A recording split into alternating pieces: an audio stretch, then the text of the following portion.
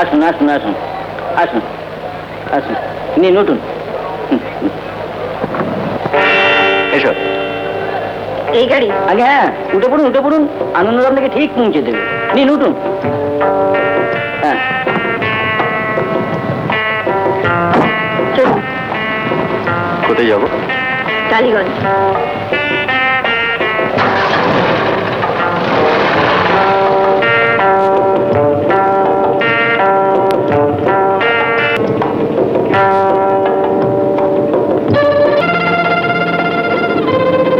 আচ্ছা, কলেজের সব ছেলে মেয়েদের এমন ভাবে এড়িয়ে চলো কেন?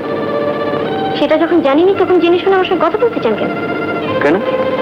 কথা বললে তোমার খারাপ লাগে? খারাপ ভালো কথা নয়, আর সব মেয়েদের মতন চলাফেরা করা আমার সাথে। কেন? কি কারণ? কারণ আমার মতন একটা মেয়ের সম্বন্ধে আপনারই বা এত আগ্রহ কেন? কি করবো বলো, আগ্রহটা যে দিন দিন বেড়েই চলেছে। জাগে, টালিগঞ্জ এসে গেছে, তোমার বাড়িতে কোথায় বলো? আপনি এখানেই থামুন, আমি এখানেই নামবো। না না, আমার যে তোমাকে পৌঁছে দিয়ে আসার কথা। কেন, পৌঁছলে কোনো অসুবিধা আছে? সামনে বাঁদিকে টান নেই, ব্যাস এখানেই রাখুন। সামনের গলিতে আপনার গাড়ি আর ঢুকবে না।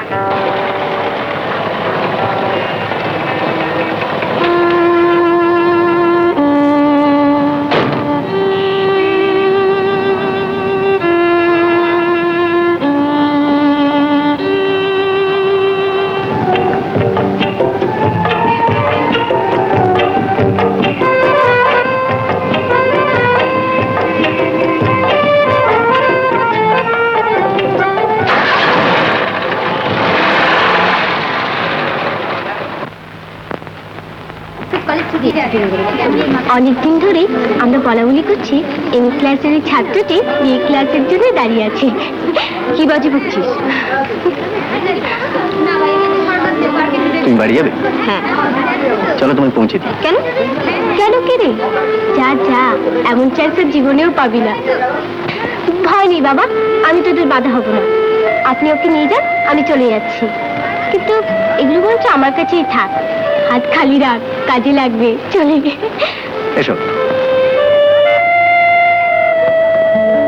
ওঠো। আপনি চালাবেন? নিশ্চয়ই।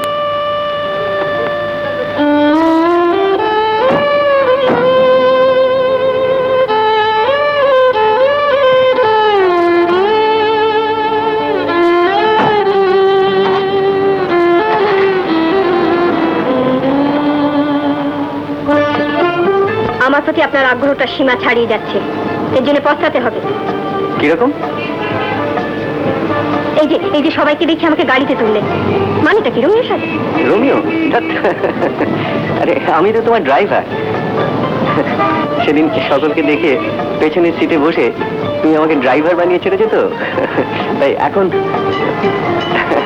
আমার কর্তব্য তোমাকে রোজ বাড়ি পৌঁছে দেয়া। আর এই কর্তব্যটা করে কিন্তু আমি খুব আনন্দই পাচ্ছি। শুনিয়েও আনন্দ। চলুন তাহলে। আচ্ছা, এখন আপনার একটা কথা মনে হচ্ছে না? কি বলো তো?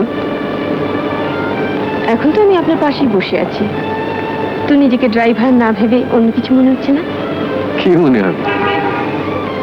ধরুন যদি আমি এখন বাড়ি না ফিরি, তাহলে আমাকে কোথায় নিয়ে যাবেন? এই সত্যি তোমার সময় হবে? তাহলে চলো না, কোথাও গিয়ে একটু গল্প করা যাক। কোথায়? একটু দূর হবে অবশ্য। আমার জানা একটা জায়গা আছে গঙ্গার ধারে, চলো না সেখানে যাওয়া যাক।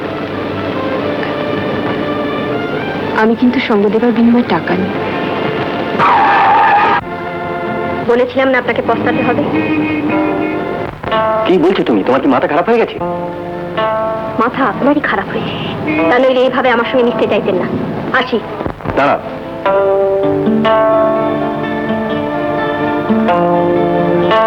টাকা পেলে তুমি সঙ্গ দাও তাই না? এতে অনেক টাকা আছে, আশা করি এরপরে আর তোমার আপত্তি হবে না।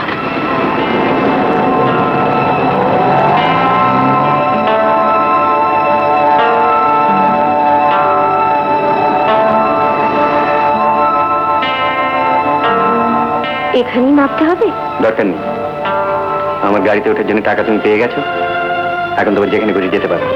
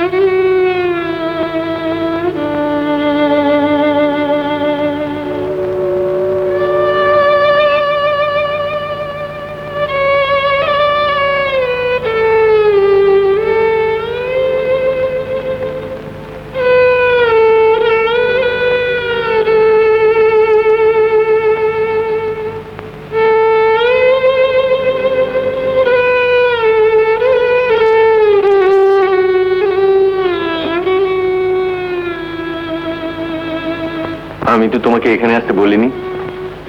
বাহ, টাকা নিলাম সঙ্গ দেবার জন্যে, আর সঙ্গ না দিয়ে ফিরে যাব? এরকম সঙ্গ আমি ঘেন্না করি।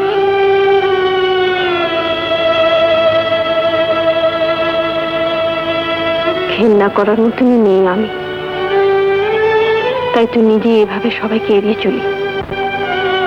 এবার থেকে আমিও তোমাকে এড়িয়েই চলবো। যা, চলে যাও এখান থেকে। যাও, যাও বলছি।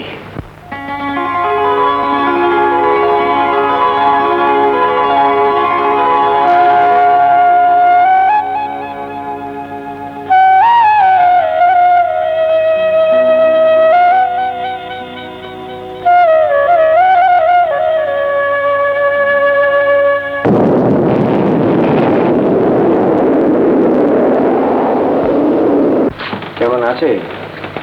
দেখো না। না, জ্বর রয়েছে তো, মানে এভাবে ফেলে রাখো তো ঠিক না। আমি নির্মল ডাক্তারকে ডেকে আনি। ও বাবা, হ্যাঁ, শোনো, ঠিক তো ভাবছো কেন? বৃষ্টিতে ভিজে জ্বর এমনি সেরে যাবে। ভাবতে কি আর তুই দিচ্ছিস বিভু? তোর জীবনটাকে আমরাই এরকম করে দিয়েছি, তাই তুই শোধ নিতে চাস। ঠিক বলো। ঠিক বলি রে বাবা, ঠিক বলি। নিজের খরচে তুই নিজে চালিয়ে দেখিয়ে দিতে চাস যে তুই কারো ভরসা করিস নি। আচ্ছা বাবা, আমার অর্থ কষ্ট আছে, কিন্তু তা বলে নিজের ভাগ্নির অসুখ আমি একটু ডাক্তার ডাকতে পারি না? না বাবা না, তুমি অমন করে বলো না। তুমি অমন করে বললে আমি যে আর জীবনে দাঁড়াতেই পারবো না। তাছাড়া তাছাড়া তুমি তো আমাকে সারা জীবন দেখার জন্য থাকবে না মামা। তা ঠিক বলছিস, কিন্তু বাবা, একজন ভদ্রলোক এসছে। কে রে? কি জানি, বিপদীকে খুঁজছে। হুম, এতকাল তো তোমার স্বাদের ভাবনি কেউ খোঁজ খবর করেনি, তা আজ হঠাৎ এত দরদ কার হলো? মামা হয়ে একবার উঠে গিয়ে দেখো। এই তুই পড়তে যাচ্ছি।